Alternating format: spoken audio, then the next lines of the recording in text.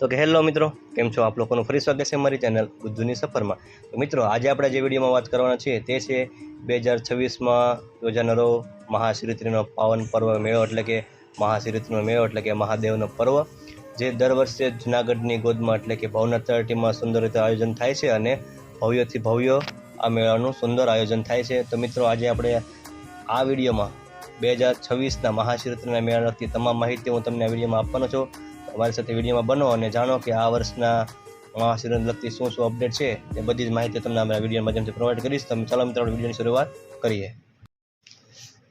તો મિત્રો હવે આપણે વિડીયોની શરૂઆત કરીએ તે પહેલાં હું તમને એક અવશ્ય નોંધ આપીશ કે આ 2026ના મેળાને લગતી તમામ માહિતી તો આ વિડીયોમાં માધ્યમથી તમને મળશે, પરંતુ કે આ જે મેળો થવાનો છે તેને લગતી દિવસે ને દિવસે શું નવી અપડેટ આવવાની છે કે શું નવું થવાનું છે આ મેળામાં, તો તમારે લોકોને તે જાણવું હોય તો મારી અવશ્ય આ ચેનલ જે ગુજ્જુની સફર છે તેને અવશ્ય સબસ્ક્રાઈબ કરી નાખો, કારણ કે તમને અમારા ચેનલના માધ્યમથી 2026ના મહાશિવરાત્રિના મેળા લગતી બધી જ અપડેટ અમારા ચેનલના માધ્યમથી તમને મળવાની છે। તો અવશ્ય મિત્રો મને ચેનલને સબસ્ક્રાઈબ કરજો જેથી તમને આવી અપડેટ નવી મળતી રહે। હવે મિત્રો જો તમને પહેલી વાત કરું કે આ મહાશિવરાત્રિના મેળાની, તો પહેલાં શરૂઆત તો એ ત્યાંથી જ કરીએ કે મહાશિવરાત્રિનો મેળો એટલે શું। તો આ મેળાને લગતી ઘણી બધી એવી અલગ અલગ લોકમાન્યતા છે। પહેલી લોકમાન્યતા એવી છે કે આ મહાશિવરાત્રિનો પર્વ એટલે કે મહાદેવના પ્રાગટ્યના દિવસ તરીકે ઉજવવામાં આવે છે, તેમજ ઘણા લોકો એમ પણ માને છે કે આ દિવસે મહાદેવ એટલે કે મહાદેવ શિવ અને માતા પાર્વતીના વિવાહ થયા હતા તેવી પણ લોકમાન્યતા છે। તેમજ ઘણા લોકો એમ પણ માને છે કે આ મહાશિવરાત્રિના મેળાની શરૂઆત સ્કંદ પુરાણ મુજબ ભગવાન શ્રી કૃષ્ણએ પણ કરી હતી। તો મિત્રો આ મેળાને લગતી ઘણી બધી એવી અલગ અલગ લોકમાન્યતા છે, પરંતુ આ મેળાનો ઉદ્દેશ એક જ છે કે આ મેળો છે તે મહાદેવના પર્વ તરીકે ઉજવવામાં આવે છે, એટલે કે ભોળાનાથના પ્રાગટ્ય દિવસ તરીકે ઉજવવામાં આવે છે। તો મિત્રો અવશ્ય તમે આ એક નોંધ લેજો કે આ મહાદેવના મહાશિવરાત્રિના મેળાને અલગ આવી ઘણી લોકમાન્યતાઓ છે, પરંતુ અંતે તો બધા ભાવિ ભક્તો ભેળા થઈને મહાદેવના પર્વને ઉજવે છે। હવે મિત્રો વાત રહી કે આ મેળાની તારીખની, તો કે જો મિત્રો તમને 2026ના મેળાની જો વાત કરું તારીખની, તો કે 11 ફેબ્રુઆરીથી લઈને 15 ફેબ્રુઆરી આ દરમિયાન મહાશિવરાત્રિના મેળાનું આયોજન સુંદર રીતે થવાનું છે। તો તમે અવશ્ય આ તારીખની નોંધ લેજો કે 11 ફેબ્રુઆરીથી લઈને 15 ફેબ્રુઆરી સુધી।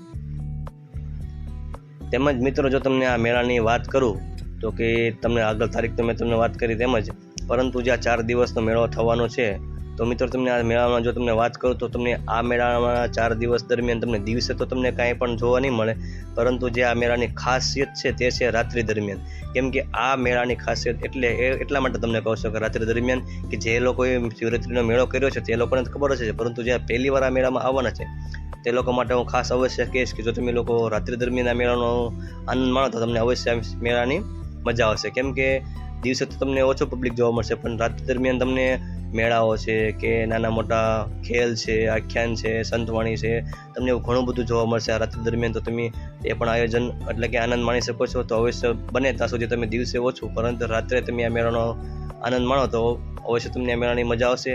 તેમજ જો મિત્રો તમને આ મેળાની બીજી વાત કરું કે જો લોકો આ મેળામાં મહોત્સવ કરવા આવતા હોય તો તે લોકો અવશ્ય આ મેળામાં ના આવે, કેમ કે આ મેળો છે તે છે નાગા સાધુ અને સાધુ સંતોનો મેળો છે, જે ભક્તિ અને ભાવનો મેળો છે। તો જે મિત્રો મહોત્સવ માટે આવતા હોય તો મિત્રોને ખાસ અવશ્ય એવી છે અપીલ મારી કે જે મિત્રો મહોત્સવ માટે આવતા હોય તે અવશ્ય આ મેળામાં ના આવે, કેમ કે આ મેળો છે ભાવ અને ભક્તિનો મેળો છે। તો મિત્રો તે ખાસ નોંધ લેજો।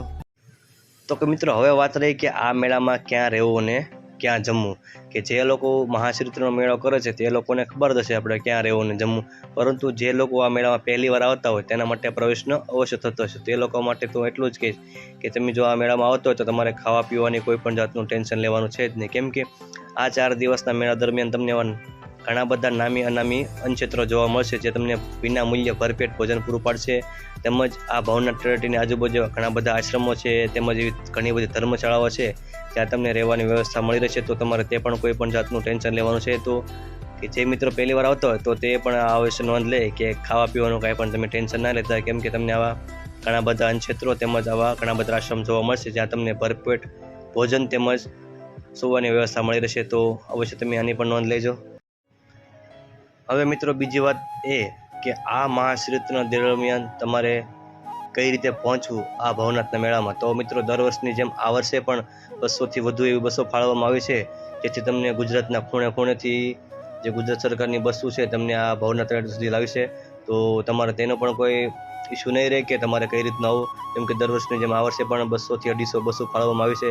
તેમજ જો તમે મિત્રો તમારા પોતાનું પર્સનલ વાહન લઈને પણ આવવા માંગતા હોય તો તમે આવી શકો છો, પરંતુ જો મિત્રો વધારે ટ્રાફિક થઈ જાય તો તમારે પોતાનું વાહન પાર્કિંગ કરવું એની સમસ્યા રહે છે. પરંતુ જો તમે ધારો તો પોતાનું પર્સનલ વાહન લઈને પણ આવી શકો છો. તેમજ જો પર્સનલ વાહન લઈને આવતા હોય તો આપણા ભવનાથ તળેટીની આજુબાજુ 2 થી 3-4 કિલોમીટરમાં એવા ઘણા બધા એવા પાર્કિંગ એરિયા પણ ફાળવવામાં આવે છે, જ્યાં તમે પોતાનું પર્સનલ વાહન પાર્કિંગ કરી શકો છો. તો તમે એની પણ કોઈ પણ જાતની ઇસ્યુ છે નહીં, તો તમે એ પણ ખાસ નોંધ લેજો.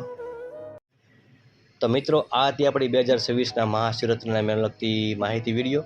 તો તમને અપડેટ કેવી લાગી અવશ્ય મને કોમેન્ટમાં કહેજો, અને જો કોઈ પણ માહિતી ખૂટતી હોય તો તે પણ મને કોમેન્ટમાં કહેજો. તેમજ મેં આગળ તમને વાત કરી એમ મારી ચેનલ આ ગુજ્જુની સફરને એકવાર અવશ્ય સબસ્ક્રાઈબ કરજો, જેથી આ 2026ના મેળાની તમને તમામ અપડેટ મારા ચેનલ માધ્યમથી મળતી રહેશે.